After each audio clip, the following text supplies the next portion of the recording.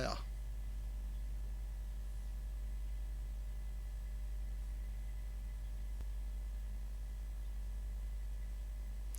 Yeah, there's lots of lovely shadows on the face. I've had a couple of bulbs go, and the ones that my supplier, because I work for electrical contractors, got in are crap. But got some new daylight ones on order, hopefully. Just checking our little so we're live on YouTube as well, which is good.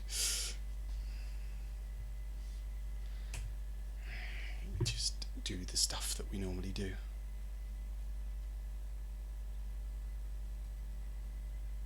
Yeah, we got a good little competition tonight, I think.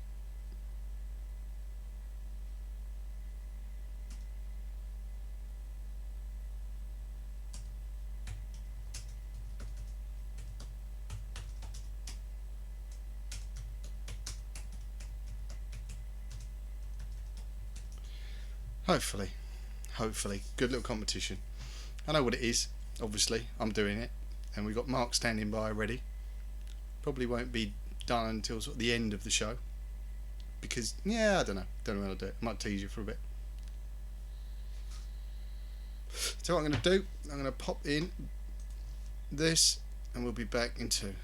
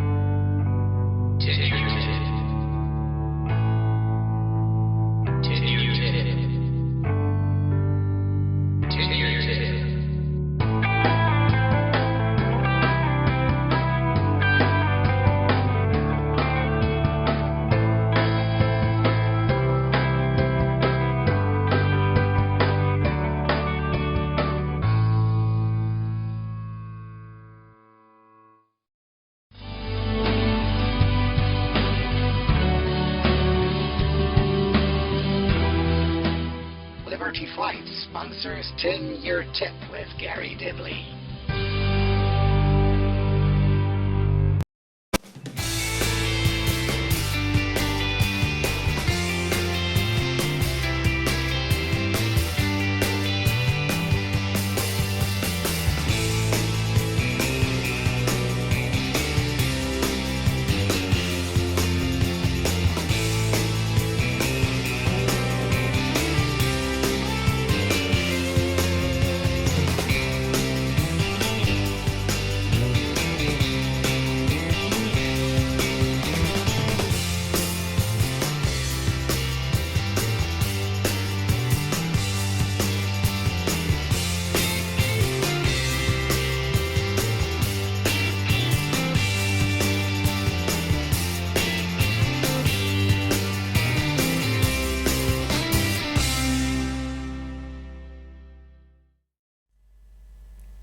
And there we go.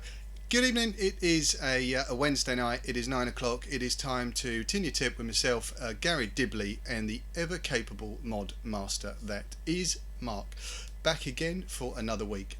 Must say I'm liking the Wednesdays. By the time Wednesday comes around, I've totally forgot what the hell we've done over the weekend to sort of put the show together. Which is good, yeah. As I was saying earlier, I've got to get the lighting sorted out in here. Most definitely. Bank holiday coming up. I might be painting the roof to try and shed a bit more light. Bit dodgy this week, and it's showing the old stress signs. Yes. Today is also my daughter's birthday, so I'd like to wish my big girl a very, very happy birthday today. And if you're watching, you shouldn't be. You should be out enjoying yourself. So yes, what we got lined up for you this week? This week, old git Bob. We had a little look at it last week. He sent me across something that he wanted looking at. I'm going to look at that. Get the lathe out and all that sort of stuff. And Mark is looking at making a little rehousing an Itaste mod. We're going to start with that first, and I'll pop back very shortly. I did say we'll be running a comp, probably intro to that after the first ad break, but we'll be giving something away. Tiny, but we'll be giving something away. Back into. For this week, I'm going to be having a play with this. It's an Itaste VV. I think it's a version 2 if I'm not mistaken. Possibly in a version 1. It's that old. But as you can see, the casing is all scratched up and it doesn't look that good anymore. I think probably the battery is not holding its charge as well as it should either. So to breathe a bit of life back into it, give it a bit of change, I'm going to be putting it into one of these standard AA battery box. So I'll be using a single 14500 battery and have hopefully all the circuitry in here to make a much shorter device, slightly wider but shorter, but something that easy fit in the palm of your hand or very easily fit in the bottom of your bag or in pocket as a backup at the very least. So the first job is going to be taking this thing apart, and there's a cover at the base where the charger connects, and at the top this section should come off as well. So hopefully this shouldn't be too difficult if I can just get a grip and wiggle it out.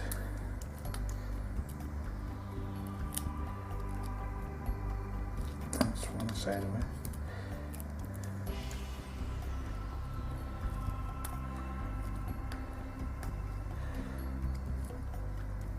And it's just a matter of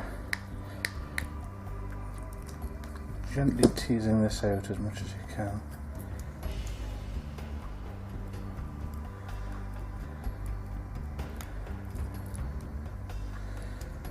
As you see, everything's coming out in one piece pretty much.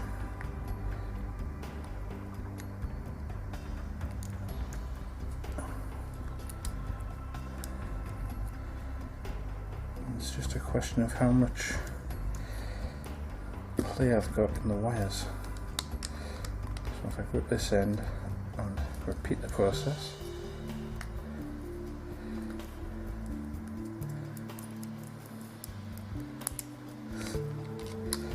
try not to press the button at the same time when you pull it out. You can see that's the top section freed off. And if I just find a screwdriver, I should just be able to hopefully separate this circuit board here, which is the switch, from the top section. Or possibly not.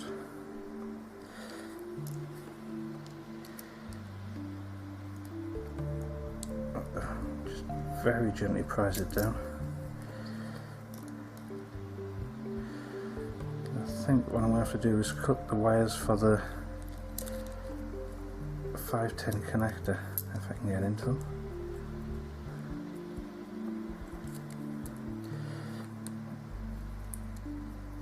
if I try pushing this back up. Maybe I should have started at the top. That's better.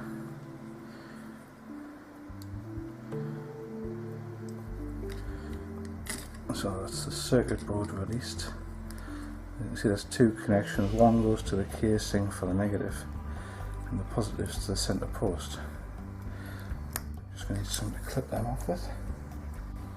As there's not a lot of room to work in here, I'm just going to use thumb scissors, because I can get into a small space and just snip at the wires.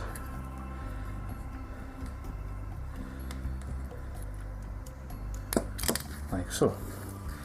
That's the 510 connector off. That can be used in something else, but it won't be used in this, because I'm intending to use a flush connector, I think. There's the switch cover.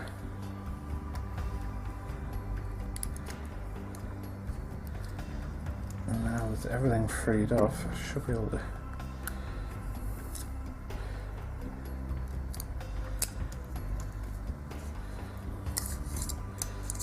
free it from its tube. Might come in handy for something.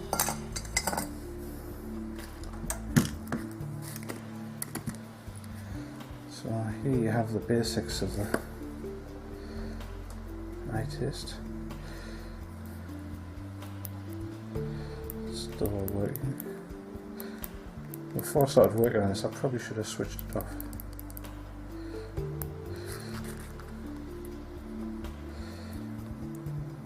Oh, I need to free the battery. If I cut off the positive here, and the negative here,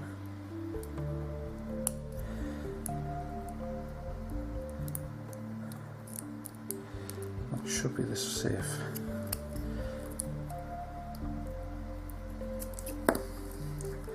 That's the battery free, that will be sealed up and sent for recycling. What I'm left with is this. I'll remove the circuit.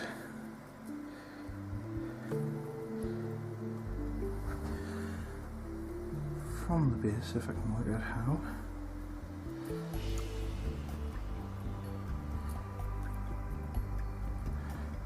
It appears to have a big lump of hot glue in there. Should probably have dealt with that.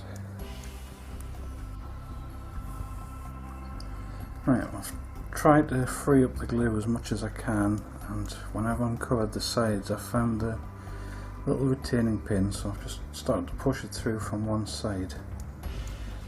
Hopefully I've got enough now to get a grip with the pliers and just pop it out. There. There's a little retaining rod. So with that out of the way, hopefully this should just pop out. And there we go. There's one of the buttons, a little mirrored screen, and the other button. And the charging port is just that little connector there. But in this case, as I'm replacing the battery, I won't be using the onboard charging. I'll just be using it as an external charger. Okay, so we're back once again for another week, and this week we sort of had a quick look at it last week. This was sent to us from Bob, or Old Git, as some of you do know him. Now, I can't see this being a 1 week thing. There's quite a bit involved, and I'm looking at which way to go with this realistically. But effectively, I don't know who makes this or where it come from or whatever. But it's a little squonky do for jobby thing. For those of you who don't know what a squonky do for jobby thing is. Basically, it is a mod whereas you would have a bottle of juice in here. sort of a dripping etty or something on the top, and you squeeze your little bottle of juice, and effectively it puts juice up through the centre hole there, which is then up into the etty. Inside you'll see that how that sort of works. You've basically got your little rubber tube up in here. Let me see if I can get down a little bit closer for you. Whoop. So you've got your bottle, whatever that is, little 2-3 ml bottle, a little length of rubber tube, and basically that goes straight up to the etty connection. And as I say, as you squonk your bottle or squeeze your bottle or whatever they're called, give that a little push. It's quite tight actually. Give that a little push, and it effectively pushes juice up the tube and into the top. Why do we have this? Now, we did mention last week that we've been asked to look at something. Now, this, we're just going to have a quick measure. Let me bring in a caliper. Now, I've got me little calipers here, and I'm just going to try and do upside down an internal sort of measurement on this thing here. Now, you've probably seen these before, but turn them on, 0, and it gives you your mils. Now what I'm going to do is just roughly roll this out inside this cavity here, and I can't see what I'm doing. Hold on, missed it totally. So I'm round about there inside, and we're looking at sort of about a 12-ish millimetre inner diameter, and as you can see that's sort of angled in ever so slightly, so it's angling down to around about 12 mil on the internal. Now what that means is on here you can actually have a 12 mil dripping etty or squonking etty, or I've never done squonking and I don't even know what you need to begin, but the idea is this is effectively a juice well, a juice cup. It sort of gathers in there and is sucked up through the etty for your squonky do for jobby things. Problem we have is Bob, whose mod this is, he doesn't like 12 mil etty. He wants to use a 16 mil etty. So we're going to effectively be looking at how we can make this to take a 16 mil etty. Now I have been looking on here, and realistically, if I go out to about 16 and a bit mil on here, hard upside down, so about there's 16.1, let's go 16.2, something like that, 16.2. Now realistically that is, I'll show you. Let me see if I can get down a little bit. And there's good reason for this. I've yet to think of it, but I'm sure there is. At 16.2, that is literally just on the inner diameter of that there. I think this is alley, and I think there is obviously potentially enough room to hollow this one out on the metal lathe. One of two problems there. I'm not sure I've got the correct tooling on the metal lathe to be able to do this, and I'm currently packing up the metal lathe to send it to Mark. Mark is going to be taking over ownership of the tinea tip metal lathe. He's going to be having a play with that at some point, just sorting out the logistics and the shipping and this, that and the other. So the other alternative I've got is to make one in acrylic to match. My thing is, now I've obviously got to make it ever so slightly bigger. Let me look this way. I'm just trying to have a look at the max sort of width I've got to play with on here in terms of to get it to sort of sit nicely. I'm sort of thinking round about, I've got to get it central, round about there. So I've got about 22 mil before I start getting overhang on here. It's quite tight, and that's going to be hard on the wood lathe. I'm just going to go and have a measure up of some blanks and bits and pieces. I'll put back in two. Very quickly before we look at how we're going to assess this end here, Bob has told me that he thinks there may have been some intermittent problems with the switch. Now, the problem I've got, if we look down in here to test the switch, whoa, hello focus, where are you? We've got lots of black rubberized stuff everywhere down in here, obviously to sort of seal against excessive squonking. So how do we test our switch?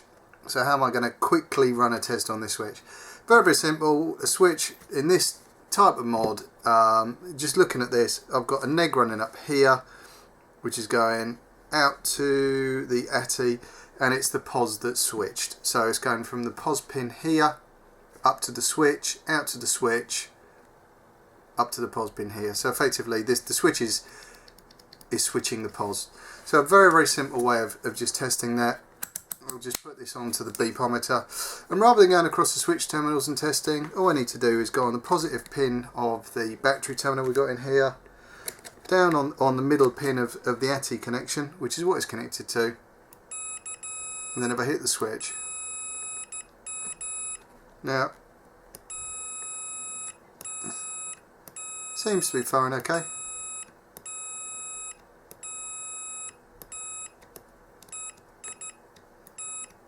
I'm just testing for, there you go, all around the switch. There, if I push in there, there's a little dead spot on the switch. See, if I go anywhere else, it's working. Intermittent on that bit there. Wiggle it around, it'll make contact. I might be able to get away with a bit of switch cleaner down there, to be honest with you.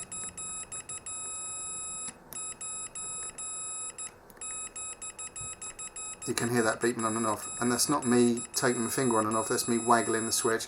So probably a bit of switch cleaner down in there will fix it up. Pop away into, we'll come back and we'll have a look at sort of the theory behind how we're going to do this. I might have to be ordering some stuff in, I'm not sure yet. I need to take a look and see whether we can mock something up. Back in 2. And there we go, we're back in the room. So yeah, I didn't know the correct terminology for that. So a squonker do for jobby thing was the best I could come up with at the time. Like I say, I've never I've made a squonky box, but I've never ever used one. I haven't got a clue, really. I don't know. We're going to slip into our first little ad break now. I did tease you a little bit. We're going to be doing a competition. I'm going to launch out when I come back after the break. You need to be very rapid, because it's going to be the first one that posts the correct answer in chat will win, and it has got nothing to do with the amount of fingers that myself and Mark have. I'll tell you what that is after this.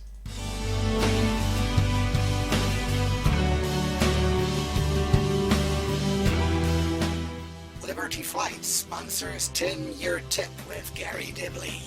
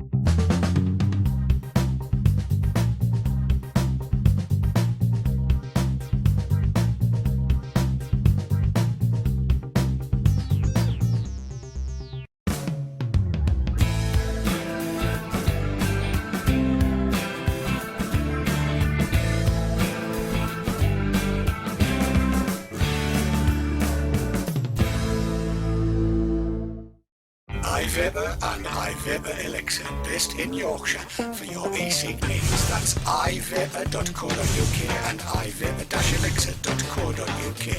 iViber and iViber-elixir.co.uk, proud sponsors of ViberTrails.tv.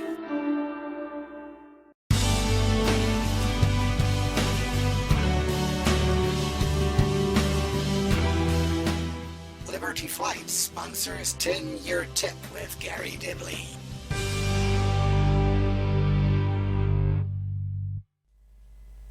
And we are back in the room once again. Yeah, so I said we're gonna do a little competition, mainly to celebrate my daughter's birthday. It is a birthday today, and again, happy birthday, dear. So yes, the competition is going to be very, very simple. You can post as many answers as you like. The first one to post the correct answer during the course of the next little bit, we'll get a choice. There's some material that I'm using a little bit later. This isn't the question, but there are going to be a few little leftovers, if not from that, from something else. So the competition is going to be for a sort of I've been known to use a lathe to do a tip or two. So the winner of the competition will win a custom turn drip tip to your shape, design, and this, that, and the other. If you can draw it and we can do it, we'll have a bash. So that is what is up for grabs tonight. We're going to start doing little bits like that, I think, going forwards. And the question is, before I slip into our next little lot of videos, how old was my daughter today? Now I'm not going to tell you whether it's the youngest one or the oldest one. The first one to guess the correct age will win that little competition. Back into There's an external charger, so that can come off with the glue. So that's the two wires for the charger there. They can just be snipped off carefully.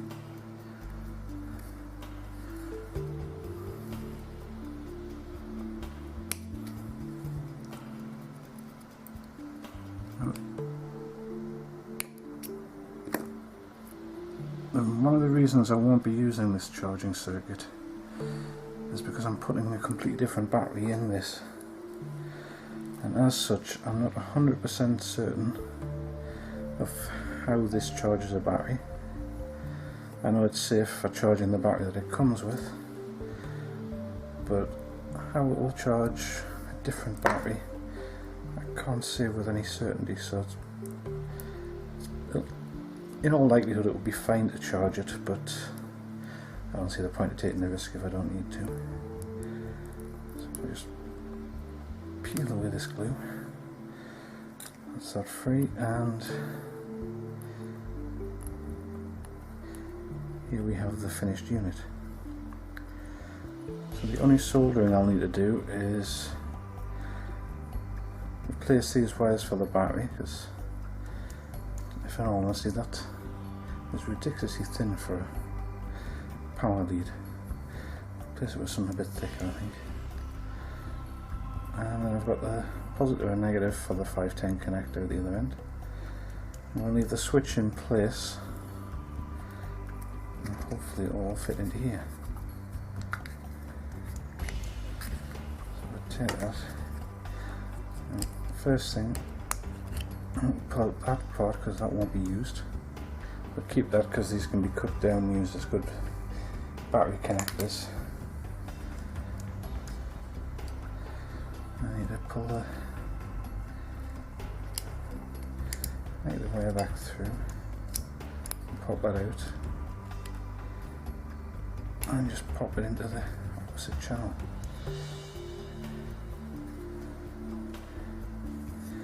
Well, this is now a single battery. Oops. The positive wire goes through the switch, so I'll keep that in place so it's got a master on off. And the 510 connector is going to go down this end. So what I'm thinking is if I fold this back on itself like that, should it'll pop. The switch down at the bottom, have this rest on top of where the switch is. Tuck these wires out of the way, and then that should all work. I'm not going to be creating a window or anything for the display, because I'm just going to keep it inside, because really I don't need to see the display except for when I want to change the voltage up and down, so I'll just slide the lid off for that, and I can just use the buttons on board to adjust it up and down.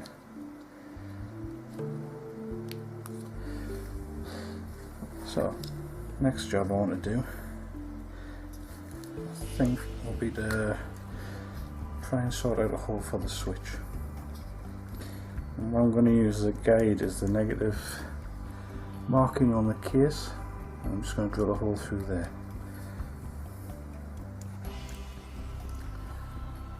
So I know where I want the hole to go for the switch, and I've roughly marked out where I think I need the 510 connector to go. So I'm going to start off with pilot hole. Let's start off with this one.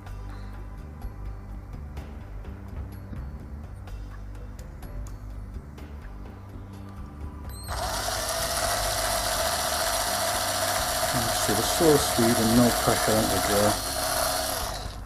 I'll just let the drill do all the work. And then with a scrap piece of wood.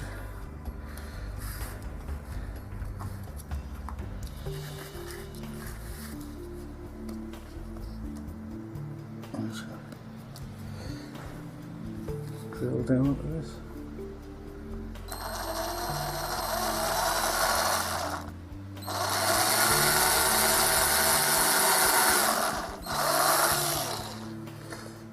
Missed the point completely, but it should be alright where it is. Next, I'll switch to the step drill, the fine step drill bit.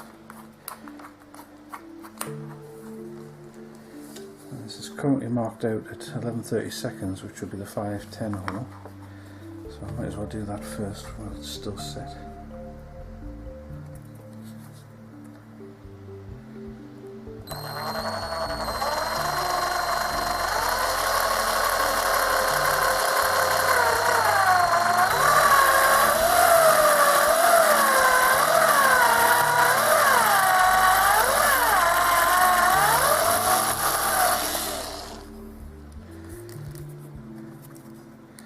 Again, just letting the drill do all the work.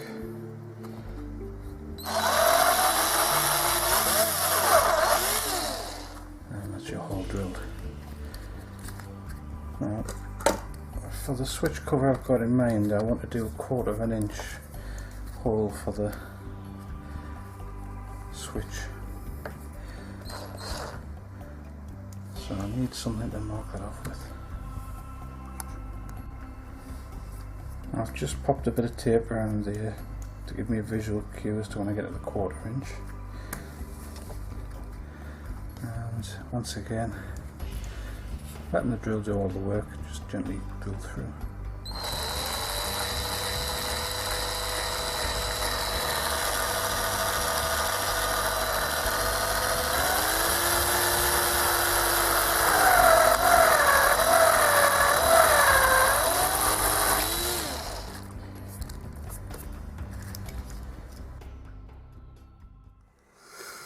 Right, so as we looked at earlier, was roughly, if I turn this on, it's going to zero it, you git. Let me just zero it there, yeah. And these calipers you can get very cheap from, I think I paid about a tenner for this one, and it is very accurate for the price. So I was looking round about a 22, let me just knock it down. I'm reckoning roughly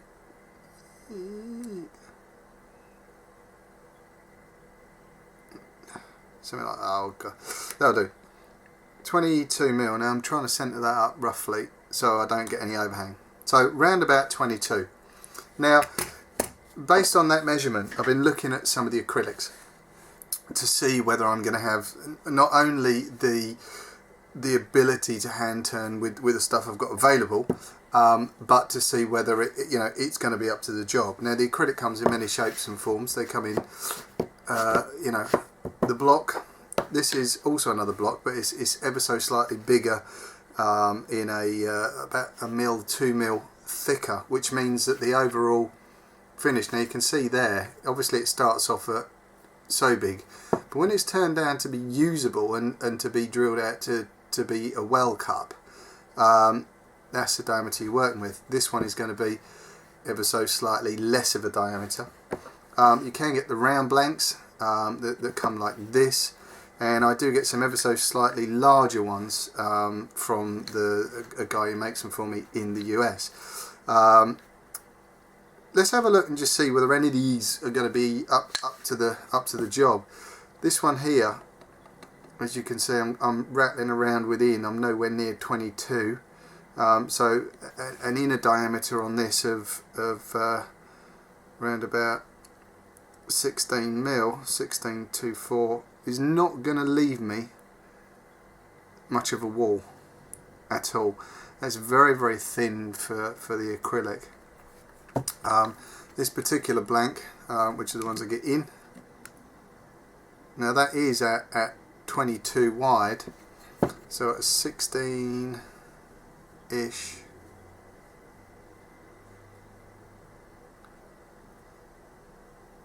I think that's probably going to be a bit more like it. Yeah, but again, very, very thin on the wall. So what I might have to do is see if I can get in a 22 or a bit of a bigger blank on the external.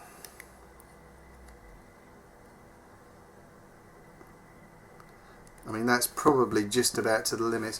What I might do is have a bash with this. My one concern with using the acrylic is that durability, or it's going to be used primarily as a drip well. But when I look at things like this, I always try and look at the durability of it as well. If that mod's on a table, it falls over. Oh, sorry, Bob. And you don't want this thing to smash and crack. So do I look at it in terms of looking at the metal lathe, or do I have a crack with the wood lathe? We might have a go at both. Realistically, if I can get this one out on the metal lathe, and sorry Mark, it might mean I might need to keep it for another week or so before I get it out to you, and I might have to get some, hopefully I can use the tooling I've got, or we have a look at this. Now, the one thing I am going to do before we do any of that is pretty much take the thing apart. So first of all, I'm just going to get the little bottle, and I've never ever done this squonking thing. Now, there's the bottle off there. How does it work inside? Oh, it's a big ding dong. Never seen one like this. I mean, I did make a squonking box mod ages ago, and I've still got it somewhere. After this thing, we'll see if I can find it. But effectively, you'd fill that with your juice. That then slots on your little do-free like that, and goes back in there like that. Happy days, you squonker in. So what I'm going to have to do is try and get some of this rubber stuff off. Now, I don't know what it is. I can't even get it on the camera because I don't know what angle to go at. There, it's all black gunky stuff. Now, let's just see if we can get something to have a little probe with. I don't know whether it's rubberized. It would appear that it is. Now,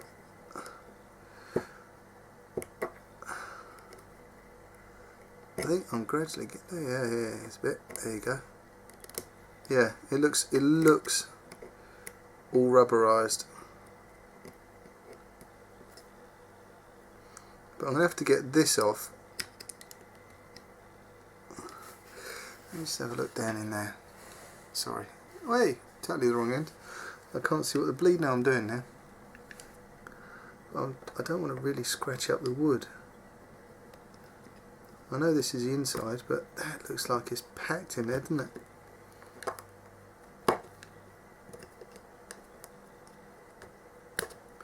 Let me go away and see if I can... Oh, there's a hair in there. How did a hair get in there? Bob. Don't want to know what you've been doing with this, mate. And look, under there, you can see where all the juice is. So let me go away and have a little pull, prod, poke, and this, that, and the other, and come back in two. Okay, probably quite difficult to see, but I've got now all the rubber with all the glare and everything off the inside of this. and that's a bit better. And as you can see, we've got our tube which is running up through, which feeds the Lathe, or the straight up through the centre core with juice. So we've got all that off now. Quite clever. It looks like this has been made that the Lathe connection only just pokes through, and with that there's been a little blob of solder popped on the top here, which is helping us to secure that in, and no doubt the top section is probably glued in some way while that's inserted through, so the whole thing becomes a solid bit. So we've got to work out a way of getting this unit out to be able to either work on it or replace it. Now, if that is the case, I might have to redo this inner tube. The problem I've got with that is once the inner tube's been put in, it is completely epoxied on the inside there. I don't know if you can see that. So literally all around the inside here is spawn of the devil stuff. It's been haunting me for the past 2 weeks. But what I'm going to do, I'm just going to pop away now. I'm going to set up the lathe, and I'm going to have a play with a bit of this just to see whether a tube of this size can be used to that'd be cool. That'd be a cool squonking. See whether it will fit. Pop back into. And there we go, we are back in the room. Yeah, Bob's hair, that popped out of nowhere. Scared the, no it didn't. What I'm going to do, pop into our ad break. We'll, yeah, there, it's all gone. Pop into our second ad break. When I come back, we'll announce the winner of our little competition we run.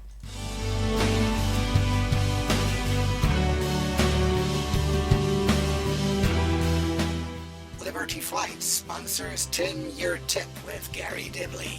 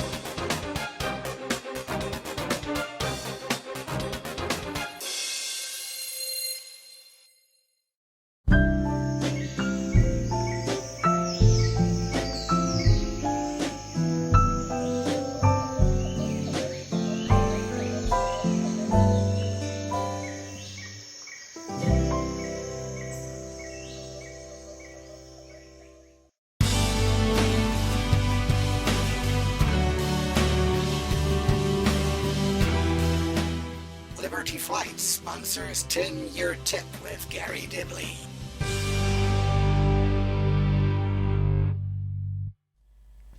And there we go, we are back in the room. I've sorted the teeth out, they're all working properly now. So yes, we're running a little competition. Guess the age of my daughter today on her birthday. And the winner was, I need to check, Phantom Diablo. So Phantom Diablo guessed correctly with 19. My daughter is no, it makes you feel so old. 19 today. Yes, I'll be a grandfather. No, I better not be, or you get a slap wheel. Yeah, so cracking on. We're in the last throes of the two mods. We will be, I'm not 100% sure whether I'm going to have to take a little stop gap from that particular sort of mod for a week or so. I think I'm going to have to get some bits in to carry on. So I may be looking at something fresh tomorrow and then revisiting that at some point in the near future. Probably next couple of weeks or something. But yeah, there's a lot that I think I need to get in to be able to a bit of tooling, probably a bit of new tubing. Looking at that tube, it's probably in there with the spawn of the devil stuff. I'm gonna have a look around. I did have some a long time ago when I made a squonky box. If I can find that, happy days. If not, talk to you, Bob, and see what we need to do. Let me crack into Mark's last little bit for this week, and I'll come back very shortly.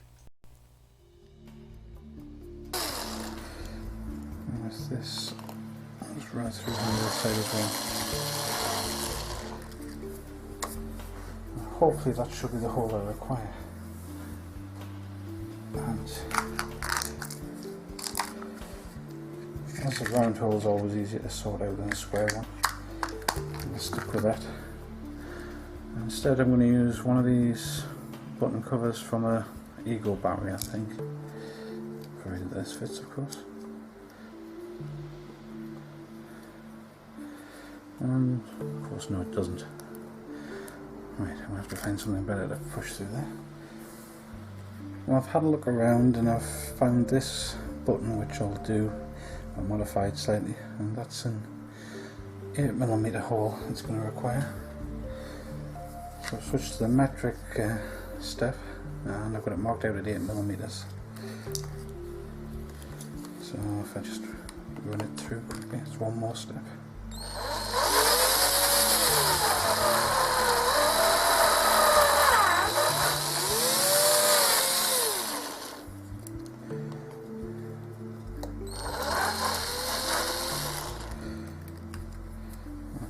Hopefully I haven't messed this up and this will sit through there.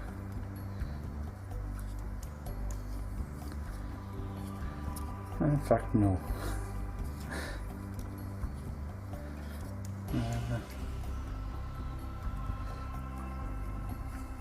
Actually that button sits pretty much flush with the casing, so I can push through that, so I'm going to carry on with this I think and see how we get on. I've had a bit of a tidy up, so I've got a clear work area now. And it's always very important to, wherever you're working, clear away any debris, muck, parts you don't need. You don't want stuff getting in your way. And I'm just going to pretty much use the snips to cut away the excess plastic from there that I didn't need. I'm just going to run a bit of sandpaper over this to flatten it out, and then I'll have a quick test to see if it will actually fire the button on it. Right, so I've sanded off the back of this so it's nice and flat, and I'm going to test fit it all into place, which is very important at this stage because you don't want to go too far into a build and find what you've got planned won't actually work. So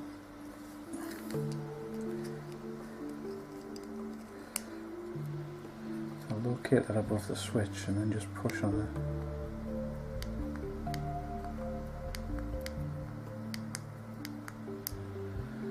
That's firing it okay with the amount of movement I've got, so I think I should be fairly safe to go ahead with this. That will just lie in there because it's got a lip on it, so it can't go through the hole. And the next job is going to be to fix this in place so that it can't move.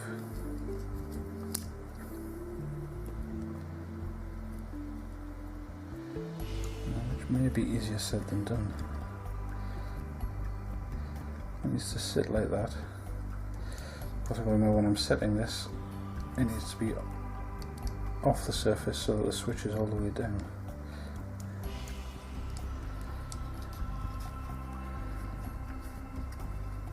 And if I'm honest, I'm not 100% certain of how I'm going to fix this in place. I may have to come up with some sort of housing to hold this. But that being said, this will sit. In fact, if I'm clever, I can glue this to the back of the circuit board, keeping these wires out of the way, and then just drop the unit in place. That might give it a bit more stability to hold it. Now I've had a look and I've cleaned off the back of the circuit board, and this chip has a nice big flat surface which won't really take any harm for putting some glue on it. And the same, the back of this board is fairly clean, probably won't take any harm with a dab of glue.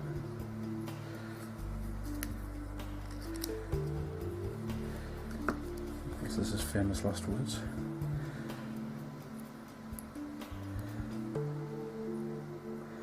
I'll just slot that down on top of there. And just wait for it to set. I've given the glue plenty of time to set, and hopefully now I should just be able to drop this down in place.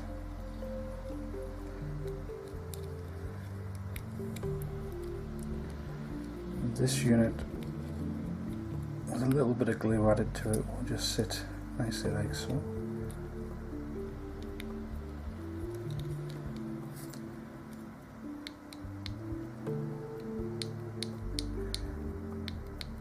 Now, that actual action is working really nicely.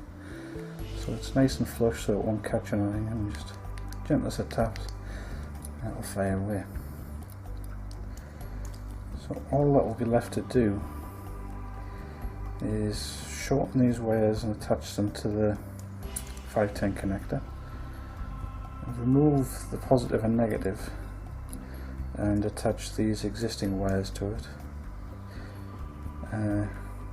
I won't remove them right up until the point of when I'm actually attaching these wires, because otherwise the chances are I'm going to forget which one goes where. But I think that's going to work well. And of course the one thing I haven't checked and completely forgotten about is, will the case go over the top of it? A fundamental problem, I think, if it doesn't. So I better check that now. Get all these wires out of the way.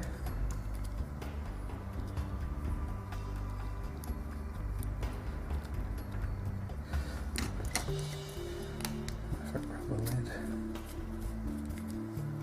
that's clearing the case, no problem. And it's closing up. So it looks like I'm good to go. Right, so I'm over the lathe and I'm just getting in one of these blanks to have a look at, and I'm just going to roughly centre it up, bring in my centre post. Oh, not the camera, because it's right in the way of this, and I'm just literally centering that up there, nice and tight and shut. I'll just lock the rear tail strip off. I'm probably going to be knocking the camera left, right and centre, because the tripod is right over where I need to be. So I'm just bringing this rest in as close as I can to the work. Nothing knocking that at all. Now what I'm just going to do is take off the an end piece. Turning it on would be good as well.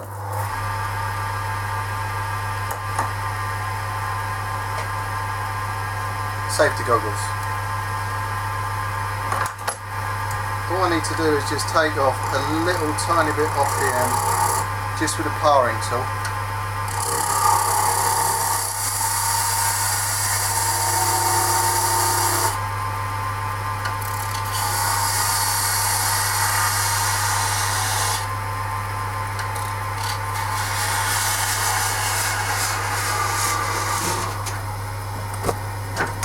Excuse the camera.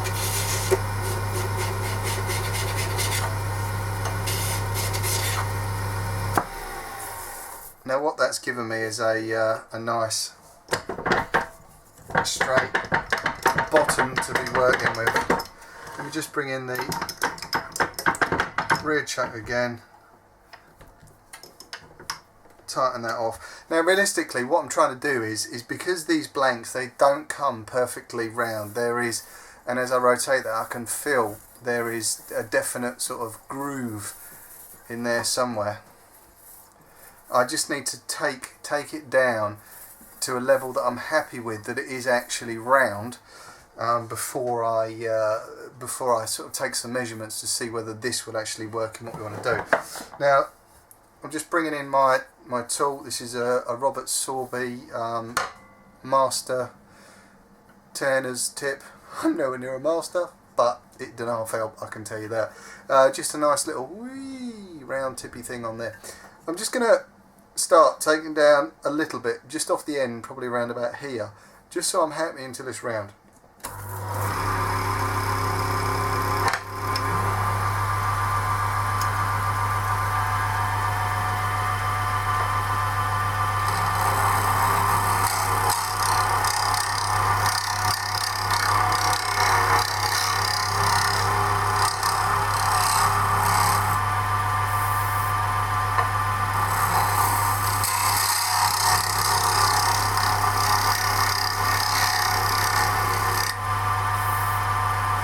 Still a little notch in there.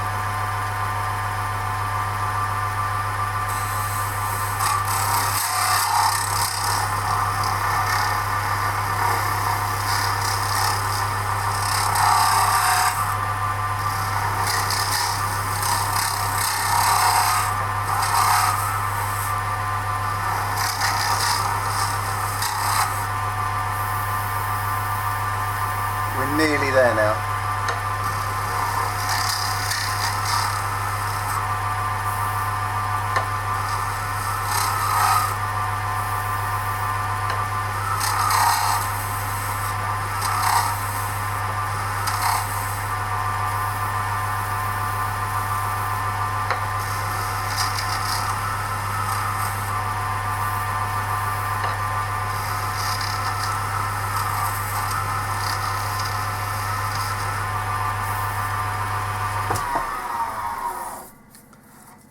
So that is now, I'm happy that is sort of round. Let me just bring in the calipers. Now I was looking at round about sort of 20 odd mil.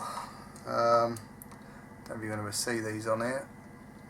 No, probably not. But let me just have a look. Okay, yeah, I mean that's taking it down to round about 2120 to get it absolutely round.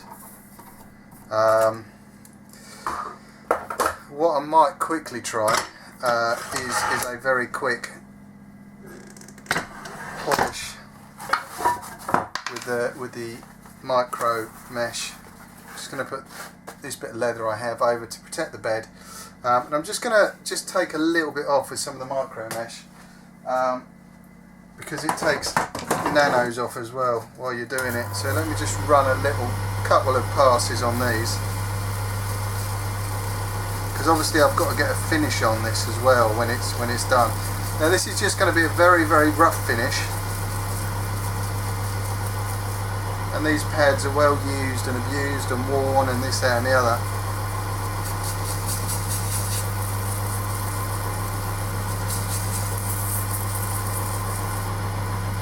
I'll just run through the grades very, very, very quickly.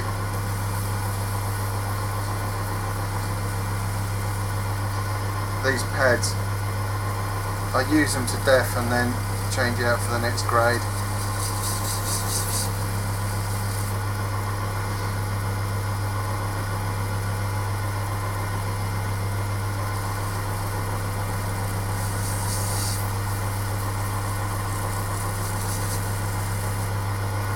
Like I say, the quickest of finishes. I just want to get a rough idea how much I've got to play with in terms of width if we're going to use this size bar.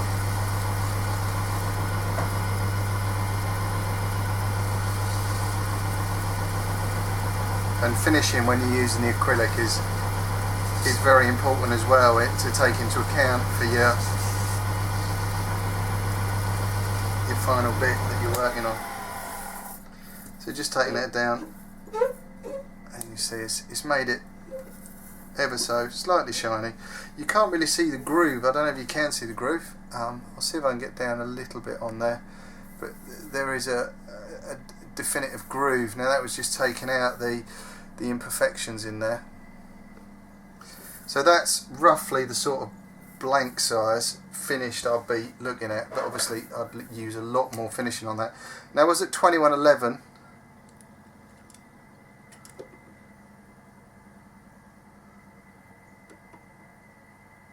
Yeah, no, I can't have put width on, but we're talking minuscule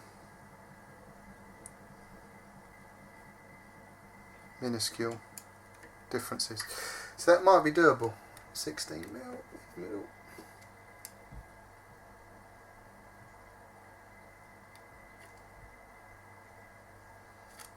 I reckon we could just about get away with a blank of this size.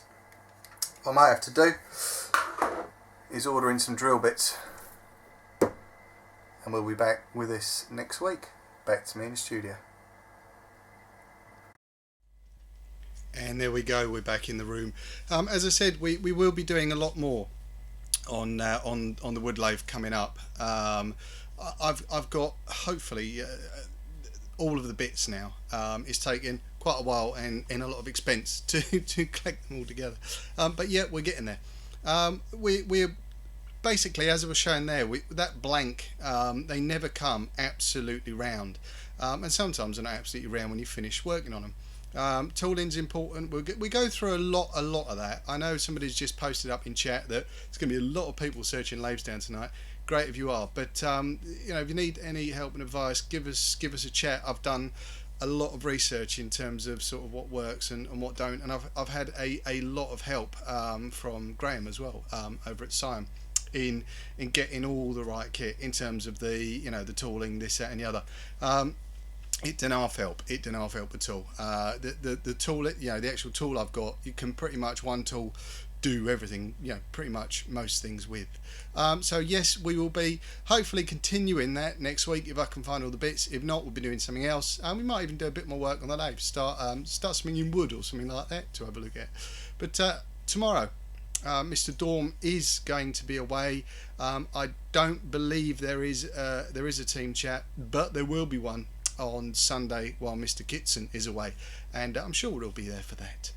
It has been, we're running out of time. The time is gone. It's been emotional once again. I'm gonna press the button and run the titles. We'll catch you all back next week. Cheers for joining us.